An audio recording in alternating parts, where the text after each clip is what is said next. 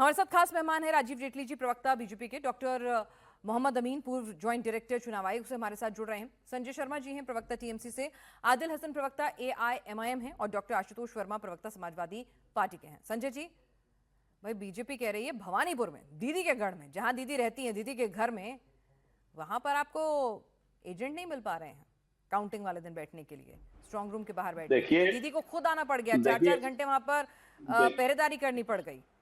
ये नौबत आ गई है। देखिए, ये तो बीजेपी बोल रही है, बोल सकती है, कोई बात नहीं है, बोलने में क्या जाता है।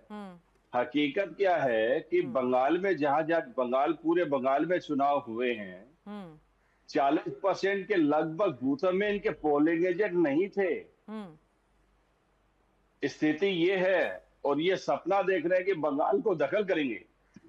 और जहां तक काउंटिंग एजेंट की बात है, धाक के 3 बात कल फिर सामने आ जाएगा सब सोमवार को, किसके पास काउंटिंग एजेंडा और किसके पास नहीं है। और जननेत्री दीदी ममता बनर्जी के पीछे जिस तरीके का जन समर्थन है, जो प्रचंड जन समर्थन है भाजपा को, उसकी कल्पना अभी तक हुई नहीं है, अंदाजा हुआ नहीं है। सोमवार को दिखेगा। और 12-1 बजे तक इनके हमेशा जो देखते हैं, इनके लोग चले जाते हैं बूथ छोड़कर। जिस पार्टी के पोलिंग एजेंट नहीं होते हैं, वो इतने बड़े बड़े बात करती है। बंगाली में कहावत है, चोरेर मायर बोड़ो गोला, लेकिन उससे कुछ होगा नहीं। इसका मतलब भी बता दीजिए। इसका मतलब है कि चोर की जो माँ होती है, वो बहुत जोर जोर चिल्लाती है। अच्छा, भारतीय जनता पार्टी की स्थिति, भारतीय जनता पार्टी जो कह रही है काउंटिंग एजेंट नहीं है। आप सुकांत मजूमदार की भाषा सुन लीजिए, राहुल सिन्हा की भाषा सुन लीजिए, अभी आपके कैमरे पर बोला है। हाँ, आपके कैमरे के सामने बोला भाई राजीव जी, बीजेपी को हवा बनाने की आदत है, बीजेपी को हवा बनाने की आदत है और हवा बनाने में बहुत शानदार पार्टी है ये। पिछली बार भी आप लोगों ने हवा बनाई थी 200 पार की, और नतीजा क्या था पूरी दुनिया जानती है। और संजय शर्मा जी कह रहे हैं इस बार भी वही करिश्मा होगा। भवानीपुर भूल जाइए, नंदीग्राम अलग मामला था। नहीं, चोर की बुआ ने शोर मचाया है, चोर की माँ ने शोर नहीं मचाया। चोर की बुआ ने शोर मचाया है। चोर कौन है वो इनको पता है। तोलाबाजी के आरोप में अभिषेक बनर्जी अंदर है, उनके ऊपर कार्रवाई चल रही है। तो उनकी बुआ हुई ममता दीदी, तो ममता दीदी शोर मचा रही है। दीदी जा रही है पोलिंग बूथ पे, जा रही है ममता दीदी पोलिंग बूथ पे जा रही हैं। दीदी शोर मचा रही हैं, पूरी पूरी रात जाग रही हैं, क्योंकि उन्हें मालूम है कि जब मैं खुद ही आ रही हूं तो मेरे कैंडिडेट्स का क्या हाल होगा। अभी कैंडिडेट्स का मनोबल नहीं बढ़ता है इस बात से, आप थोड़ा ध्यान दीजिए। जब चुनाव कोई लड़ता है, उसे कॉन्फिडेंट होता है, कॉन्फिडेंस होता है कि मैं जीत रहा हूं, जीत रही हूं, तो उसे इतनी चिंता नहीं होती। और खास तौर पे अपनी ही कॉन्स्टिट्यूएंसी के अंदर ज्यादा देर तक घूमना, वो कौन सा है वो आपका फिरहाद हाकिम से पूरी डिटेल लेना, कितने मुसलमानों का वोट पड़ गया हमारे को, कितना आंकड़ा हमारा हम टच कर चुके हैं।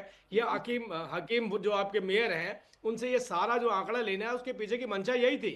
उन्हें पता था कि बंगाली तो पूरी तरह से छिटक गया है मेरे से, वो मेरे साथ नहीं है। लेकिन राजीव जी भवानीपुर जीतने का दम भर रहे हैं आप। एक डेटा आपके सामने रख दूं, 2011 के उपचुनाव हुए थे, दीदी जीती। 2016 के विधानसभा चुनाव हुए, दीदी जीती। 2021 के उपचुनाव हुए, दीदी जीती। जीत की हैट्रिक उन्होंने भवानीपुर में भी लगाई है। तो जीत का चौका उन्हें पश्चिम बंगाल में भी मारना है और भवानीपुर में भी मारना है। तो भाई इतिहास कम से कम भवानीपुर में और पश्चिम बंगाल में दोनों जगह उनके फेवर में जा रहा है।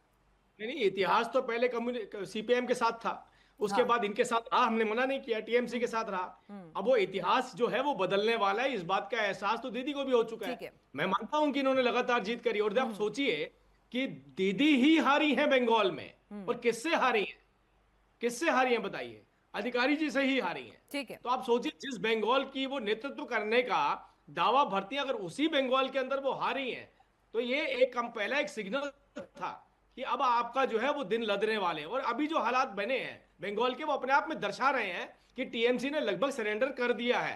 अगर सरेंडर ना किया होता तो आप विश्वास कीजिए, आप देखिए इनके नारे क्या थे इस पूरे चुनाव के अंदर। इन्होंने कुछ नहीं बताया हमने क्या किया बंगाल के लिए। इन्होंने केवल ईवीएम पे, एसआईआर पे, आंकड़ों पर delete delete delete delete delete पे चुनाव लड़ा। अरे कोई उपलब्धि होती तो बताते ना। टेंशन तो सही है ना उनकी।